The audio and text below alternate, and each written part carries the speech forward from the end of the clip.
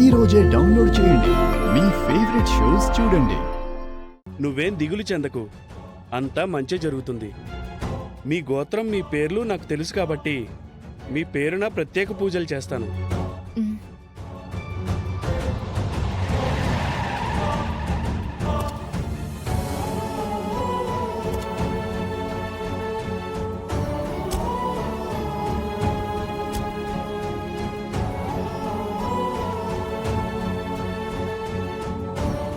అమ్మ, నేను బయలుదేరుతాను. 10 నిమిషాలుండరా, గుడి నుంచి తొందరగా వచ్చేస్తాం. దారిలో షాపింగ్ మాల్ దగ్గర దిగిపోతాం.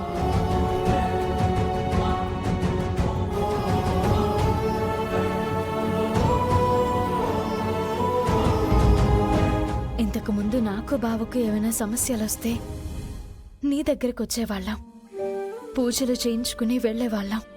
కానీ ఈరోజు నా బావ వల్లే నాకు సమస్య వచ్చింది. అయినా సరే నీ సమక్షంలో మా ఇద్దరి పేరున అర్చన జరుగుతుంది.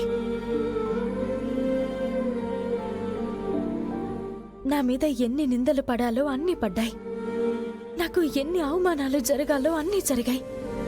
అయినా సరే నువ్వు చోద్యం చూస్తూ ఉన్నావు, నన్ను మరింతలా దిగజార్చుతున్నావు, పాతాళంలోకి తొక్కినట్టు తొక్కేస్తున్నావు. అయిన వాళ్ళందరికీ నన్ను దూరం చేయడం వల్ల నీకు కలిగే లాభం ఏంటో నాకు అర్థం కావడం లేదు.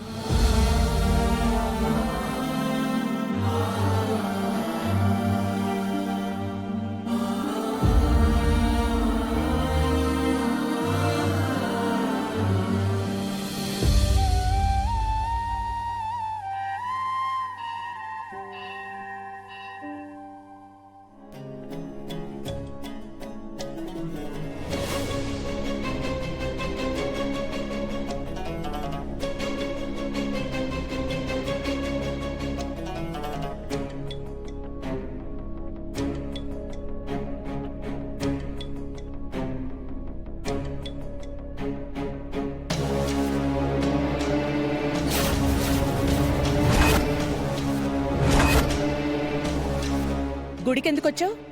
మీరెందుకొచ్చారు? ఇక నుంచైనా నా కొడుకు జీవితం బాగుపడాలని దేవుణ్ణి మొక్కుకోడానికొచ్చాను. నువ్వెందుకొచ్చావు?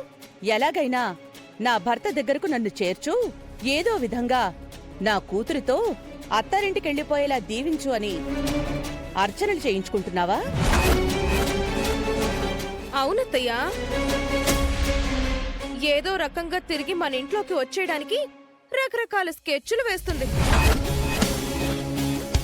20 మినిట్స్లో రీచ్ అవుతాను, ఓకేనా? ఈలోపు మీరంతా కాన్ఫరెన్స్ హాల్లో గ్యాదర్ అవ్వండి.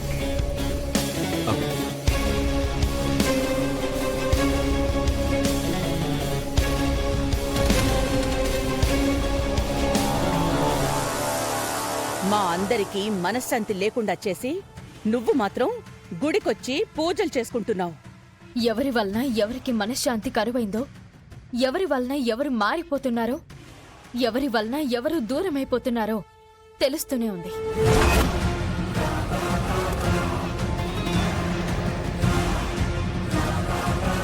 ఈ మాటల గారడి వలనే శ్రీకర్ బ్రతుకు సర్వనాశనం అయిపోయింది.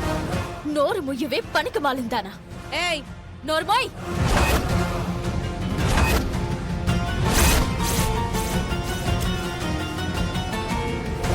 నీ వల్లే కదా ఈ రోజు నేను ఇలాంటి పరిస్థితిలో ఉండవలసి వచ్చింది. నా మెడలో ఈ తాళి కట్టిన వాడికి దూరం కావాల్సి వచ్చింది.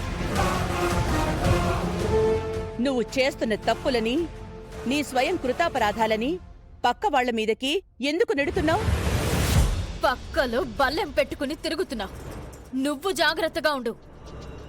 ఇంకా ఈ తాళిని చూసుకుని రెచ్చిపోతుందత్తయ్యా.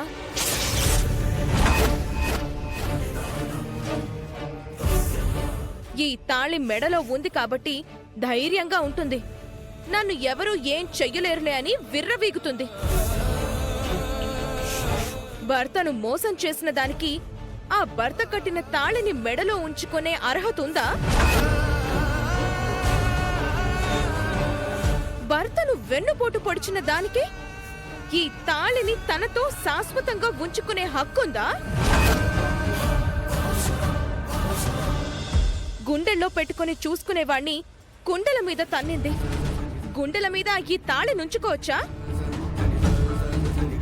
హ్, ఇంకా ఈవిడ గారు ఆడజాతికి ఆదర్శం అనుకుంటున్నారా? భార్య అంటే ఇలా ఉండాలి అనడానికి ఈవిడ గారు నిదర్శనం అనుకుంటున్నారా? లేదే, నేను ఆదర్శం కాదు. దొంగ జాతకంతో కోడలిగా అడుగుపెట్టిన నువ్వు ఆదర్శం. అమ్మవారి విగ్రహాన్ని బయటికి తరలించడానికి ప్రయత్నం చేసిన నువ్వు ఆదర్శం. ముక్కు పుడక ఎప్పుడెప్పుడు చేతికి అందుతుందా, ఎప్పుడెప్పుడు అమ్ముకుందావా అని గోతికాడ నక్కలాగా ఎదురు చూసే నువ్వు నిదర్శనం. బంధాలంటే విలువ, కుటుంబం అంటే గౌరవం, కట్టుబాట్లంటే క్రమశిక్షణ లేని నీలాంటి ఒక దుర్మార్గురాలు ఆడజాతికి ఆదర్శం. అందుకే నీలాంటి దానికి మహిళా శిరోమణి అని బిరుదిచ్చి సత్కరించాలి. అంత గొప్పదానివి నువ్వు. నోర్మయ్!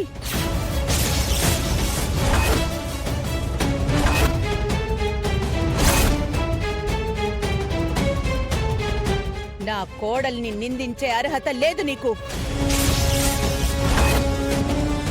అయినా నీకు మాకు మధ్య బంధం సంబంధం తెగిపోయిన తర్వాత ఈ తాళి నీ మెడలో ఎందుకు?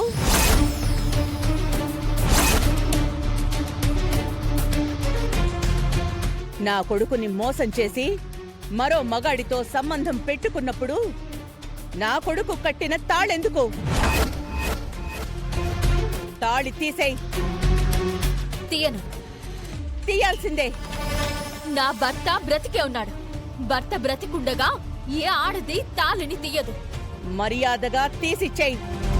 మూర్ఖంగా ప్రవర్తించకు. నువ్వు తీసి ఇవ్వకపోతే నేను తీసుకోవాల్సొస్తుంది. అంత ధైర్యం చేస్తే అవనీలో అసలు రూపం చూస్తారు. ఏం చేస్తావో చెయ్యవే.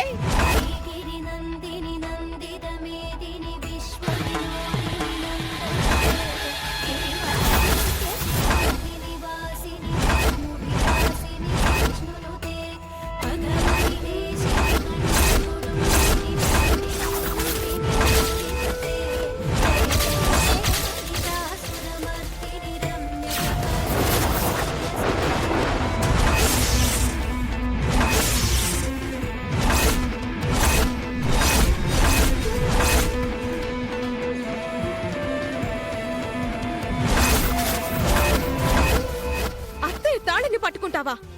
ఏ నీ తాళిని కూడా పట్టుకోమంటావా? నీ సంగతి కూడా చూస్తానుండు. తాళి వదులు. మీరొదలండి.